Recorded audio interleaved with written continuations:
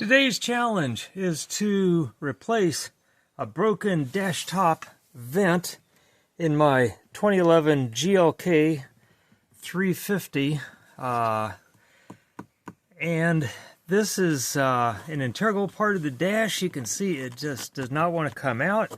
If you look at the replacement part, you can see it's got several clips that are basically built in with tension to pop into place when you insert it into the dash, and there's really no way to reach in and trigger these devices to release. You could potentially stick something through this slot, get in here and pull this back and probably pry the bottom out. Unfortunately, the angle you need is blocked by the pillar here.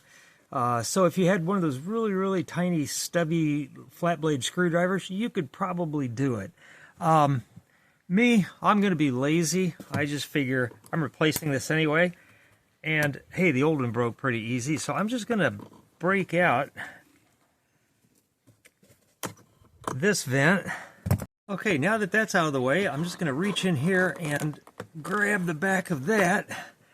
All I did was reach in and pulled this forward a little bit so I could pull this end up.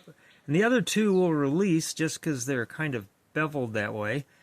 Installing the new one is undoubtedly a 1.0 time option. So let's kind of be very careful about putting it in correctly. Should be about like that. And push it into place. We're back now at 100%. Looks a lot better than that.